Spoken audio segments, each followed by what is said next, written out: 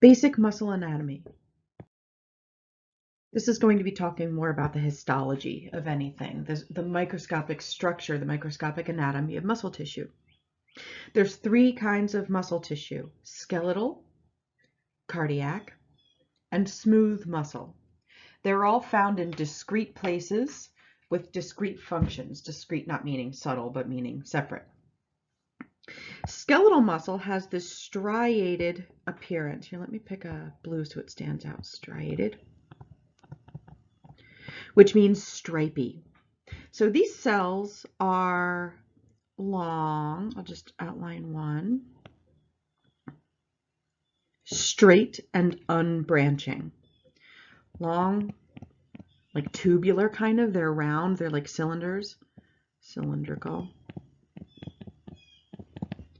Straight and non-branching.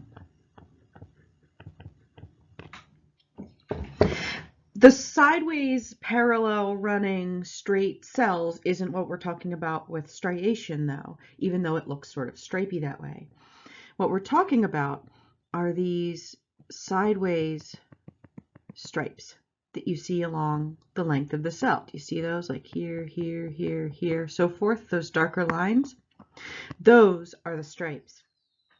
Those are formed by the regular repeating molecular pattern of protein filaments inside of the muscle cell. So if you look inside the muscle cell, you'll find a protein strand like this, and another like this, and another like this,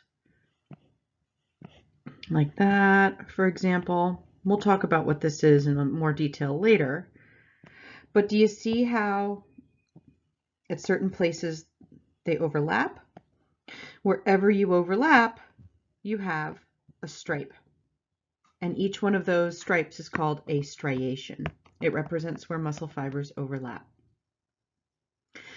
All muscle tissue is capable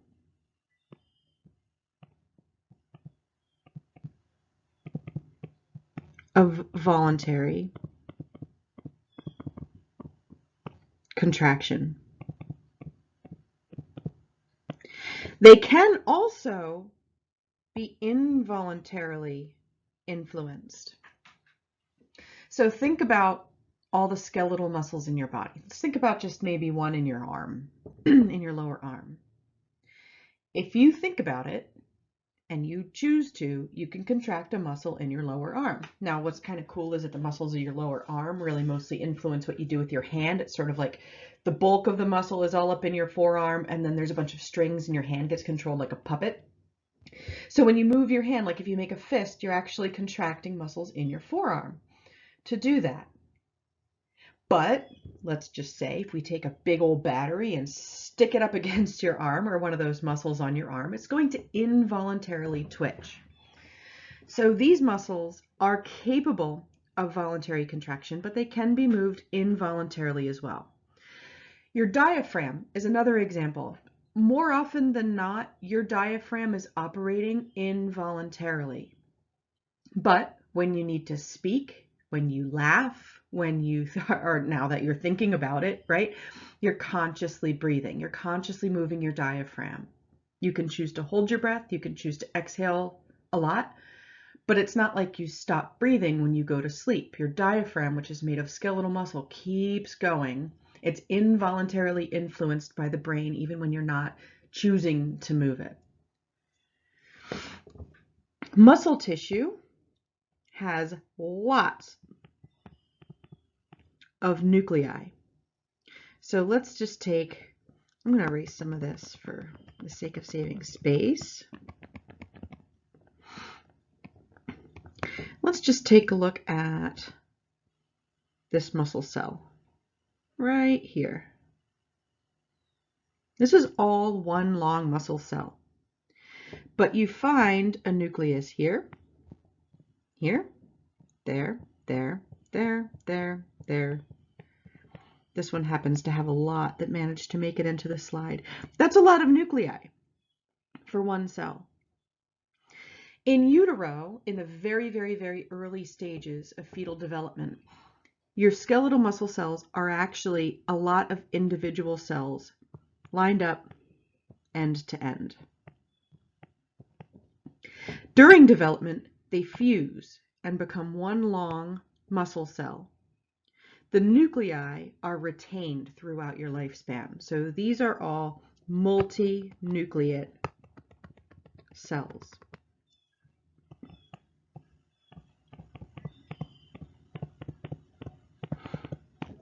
They also have lots of mitochondria. Remember, ATP is what mitochondria make. ATP is the currency of energy in the cell. And your muscles need a lot of energy to be able to move heavy loads. Think about one cell working in concert with a bunch of other cells. Those cells are tiny, but now you have to pick up a 50-pound box. You're going to need to recruit a lot of those and use a lot of energy to make sure that you're able to move this stuff around, to contract your muscles. Your skeletal muscles are always constantly twitching and slightly contracting at semi-random intervals to help you maintain your posture and to help maintain their own tone. When you're sitting up in your chair, you're not just collapsed against gravity, right? You're holding yourself upright somehow, even though you're not feeling like you're contracting anything. Your back muscles and your core muscles, your neck muscles are all still working to help keep you upright, and that consumes energy. It's found attached to bones. It's skeletal muscle, right? So it's attached to bones. And more often than not, the ends of these muscles, they're going to taper off into tendons, which is not contractile tissue, but it is like the thing that connects the contractile tissue to bone. Those will generally attach to some sort of ridge or bump on bones, some sort of thickened part of bones, the anterior crest of the tibia, the greater trochanter of the femur, things like that. And these muscles are adaptable, meaning it can adapt to varying loads. You can recruit some muscle cells to carry a light load and lots to carry a big load. You can also change the size of these cells with activity. So you can bulk up your muscle cells with activity. Other types of muscle tissue is not adaptable. It's use it fully or not, more like an on-off switch, and skeletal muscles like a dimmer switch. Cardiac muscle tissue looks kind of like skeletal muscle tissue. It is long and striated. These also feature those regular repeating patterns of fiber overlap. You see those darker lines? But they are branching. So here's an outline of one muscle cell. There it branches. There's another branch. You see, this one sort of tapers off and goes into that one. Over here you have this one where you have a branching.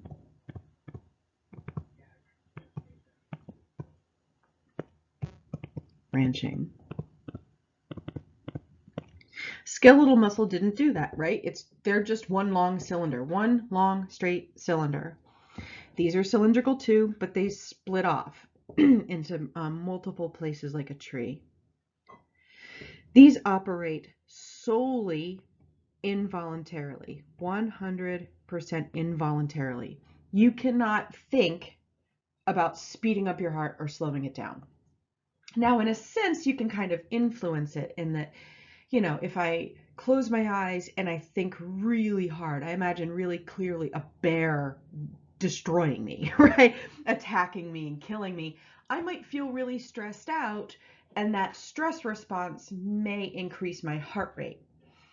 But that's still an involuntary thing. I didn't sit here and think, okay, heart, please speed up, right? So this is entirely involuntarily. It's 100% involuntary. Cardiac muscle tissue is found only in the heart. It is not found in blood vessels. It is found only in the heart itself. These are also multinucleate. Oh, I'm sorry. Shoot, these are uninucleate. So you can see here, I apologize for that. I was spacing out for a second. So you can see here, for example, the cell right here has one nucleus. There's just in general not many of these dots around, right? There's nucleus, nucleus, nucleus. So each one only has one nucleus. You'll also note that they have a very round appearance. You don't have to know this part really, but the fibers in your muscle cells will sort of like go around the nucleus, and it can keep its nice round shape. With skeletal muscle, those are so packed. If you recall, here's your skeletal muscle, and you had a nucleus over here. Here, you had sort of a hazy one over here. They were long, oval, squished. A lot of them were squished to the outside of the cell. It's packed so densely with those contractile fibers that the nucleus ends up just sort of getting squished out to the outside of the cell. So those have an oval looking appearance. Cardiac has round appearance in general. These have the most mitochondria because they're constantly contracting. Now, the energy demands on any given cardiac muscle cell at any given point in time are not necessarily higher than that of skeletal muscle. But your cardiac muscle tissue, to keep your heart beating, has to keep beating constantly, ceaselessly, in the same regular repeating rhythm with every other cardiac muscle cell around it. It cannot afford to die or run out of energy at any given point. So they have a lot of mechanisms inside of them, mostly involving just having lots of these energy producing organelles to make sure they always have the energy to keep going. This is adaptable insofar as with increased exercise, with increased cardiovascular demand, the heart can speed up or slow down.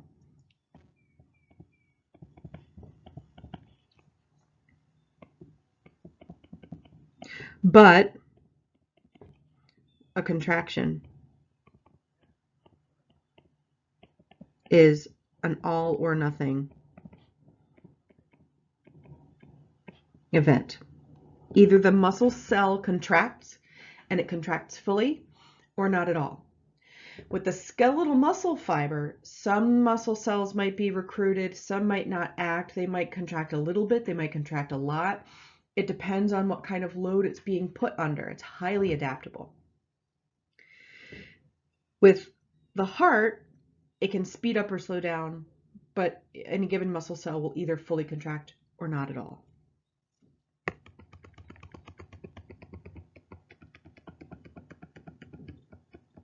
Let me erase all of this.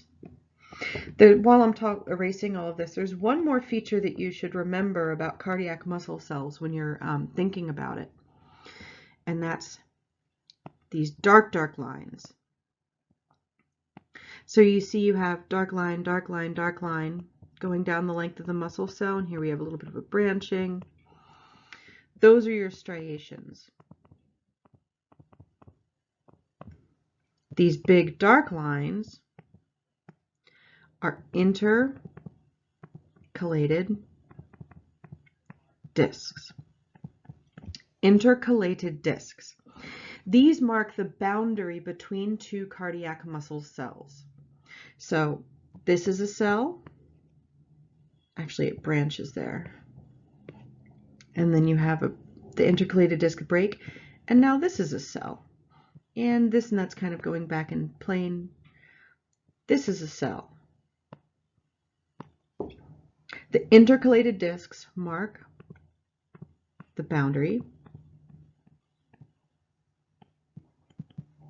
between two cardiac muscle cells, end to end, long ways. So you notice there's not an intercalated disc like here between that and this next muscle cell. It's just long ways between those two that are adjacent to each other long ways. And the significance of that is that it's full of a type of junction called gap junctions. What these do is it allows for the electrical signal that's zipping down the length of one cell to be transmitted down the length of other cells. And when that electrical signal moves through, that muscle cell will contract. This way, you have a unidirectional wave of contraction going down the whole heart. You don't have backtracking of contractions. It starts at the top, it works its way down, it contracts. It's all very organized. Finally, we have smooth muscle tissue. I would think of this as everywhere else. Oh, here, I'll write it down here with where is it found. Everywhere else. This lines the GI tract, like the esophagus, the stomach, the intestines, the colon. It lines blood vessels. When you talk about your arteries contracting or dilating to restrict or improve blood flow through an area, you're talking about smooth muscle cells contracting, or relaxing or contracting, respectively. Your urinary tract, your bladder, your ureters, your urethra has smooth muscle, reproductive tract. And there's a bunch of other stuff. I'm not going to think of all of them right this second, but basically anywhere that's not smooth muscle or that's not skeletal muscle or cardiac muscle is going to be smooth muscle. And that's most of your body, most of the structures of your body. Its appearance is referred to as spindle-shaped, which means it has this sort of a look to it. You can make that out a bit. Where's a good one? Like here. And its nucleus, which it has one, is very oval shaped. Not quite as squished looking as skeletal muscle, but it is an oval shape. Smooth muscle is operated entirely involuntarily. You cannot choose to dilate your blood vessels. You cannot choose to accelerate the pace that blood or that food moves through your GI tract. It's entirely involuntary.